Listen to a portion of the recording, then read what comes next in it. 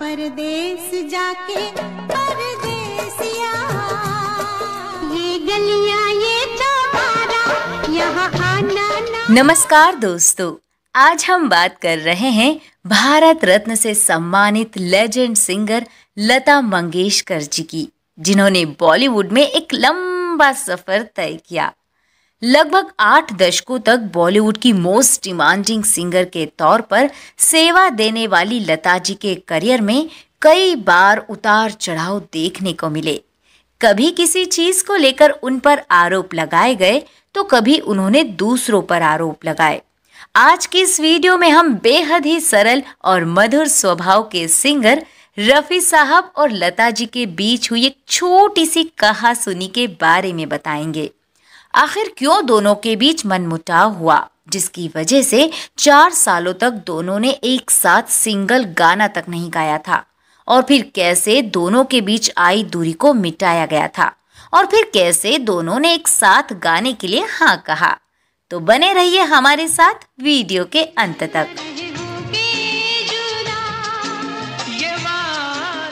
दोस्तों, लता मंगेशकर जी ने फिल्मों में गाना 1942 से ही शुरू कर दिया था। उन्होंने सबसे पहले मराठी फिल्म किती हसाल में गाना गाया था। उसके बाद उन्होंने बॉलीवुड में फिल्म महल के गाने आएगा आने वाला से शुरुआत की। ये गाना सुपरहिट साबित हुआ। इसके बाद से लता मंगेशकर जी ने एक के बाद एक बड़े हिट्स दिए थे।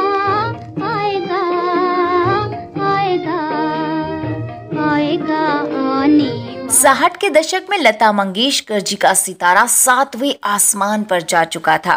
हर एक संगीतकार और म्यूजिक कंपनी लता जी के साथ गाना करना चाहती थी, क्योंकि जिस भी फिल्म या एल्बम में लता जी गाती थी वो हिट ही नहीं बल्कि सुपर हिट हो जाया करते थे।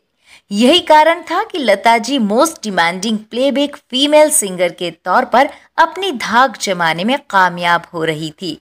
साथ ही ये वो दौर था जब सिंगर्स को केवल उनके गाने के बदले उनका मेहनताना दिया जाता था, जबकि संगीतकारों को उनके काम के बदले में रॉयल्टी भी दी जाने लगी थी, जिससे वे अपने एक बार किए काम के बदले सालों तक हजारों रुपए कमा रहे थे।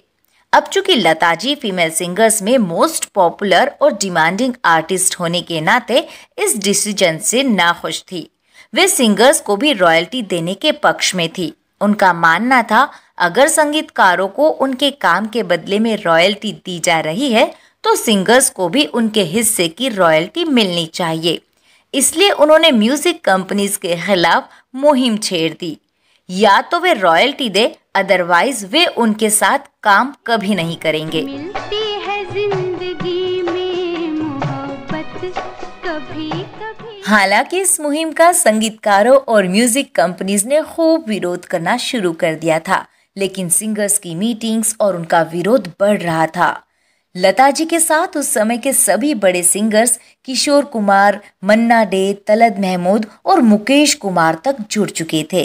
इसी सिलसिले में लता जी मृदुभाषी और मोस्ट टैलेंटेड रफी साहब के पास गई और अपने साथ आने को कहा, लेकिन एक सच्चे कलाकार होने के नाते रफी साहब ने ऐसा करने से इनकार कर दिया। उनका मानना था कि जब संगीतकार उनकी मेहनत के बदले मोटी रकम दे रहे हैं, फिर उसके बाद गाने पर सिंगर्स का कोई भी अधिकार नहीं रह जाता है, इसलिए ऐसा करना गुनाह होगा। इस बात पर चर्चा इतनी गर्मा गई थी कि लता जी और रफी साहब के आपसी रिश्ते भी बिगड़ गए थे। उन्होंने एक दूसरे के साथ काम करने तक से इनकार कर दिया था। रफी साहब का बगावत की मुहिम के साथ न जुड़ना लता जी को इतना बुरा लगा कि उन्होंने सभी म्यूजिक डायरेक्टर से टेलीफोन करके कह दिया था कि अब से वे रफी साहब के साथ एक भी डुएट सॉन्ग नहीं करेंगी। इधर रफी साहब भी अपनी जिद पर अड़े रहे। उन्होंने भी लता जी के साथ काम करने से इनकार कर दिया। साल 1963 से लेकर 1967 तक उन्होंने साथ में एक भी गाना नहीं किया। उनके इस मनमुटाव का खामियाजा फिल्मकारों और आम जनता को भुगतना पड़ा था, क्योंकि लोग उन्हें सुनने के आदी हो चुके थे। लेकिन दोनों के बीच रिश्तों की दरार ने दोनों को एक साथ होने की इजाजत नहीं दी। लता जी के मुताबिक बाद में म्यूजिशियन जय किशन जी की रिक्वेस्ट पर रफी साहब ने लता जी को माफीनामा लिखा और वे दोनों फिर से एक साथ गाने के लिए राजी हो गए थे। साल 1967 में संगीतकार एस.डी. बर्मन के लिए एक संगीत समारोह रखा गया था, जिसमें लता जी और रफी साहब ने एक साथ लाइव परफॉर्मेंस देकर अपनी पुरानी लड़ाई को खत्म कर दिया था।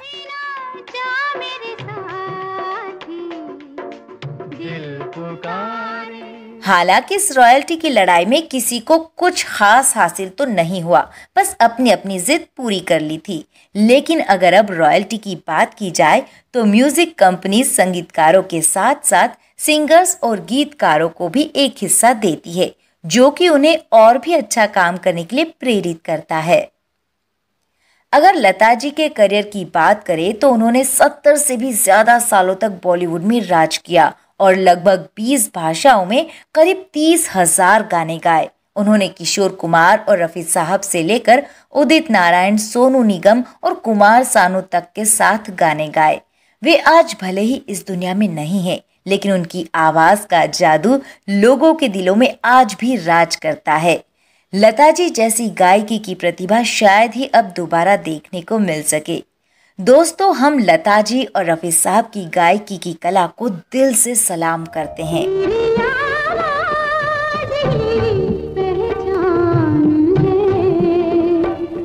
तो दोस्तों, ये थी रफी साहब और लता जी के बीच की छोटी सी तकरार का किस्सा। वीडियो अच्छा लगा हो तो लाइक, शेयर और चैनल को सब्सक्राइब जरूर करें। मिलते हैं एक और ऐसे ही किस्से और कहानी के साथ। तब तक के लिए नमस्कार।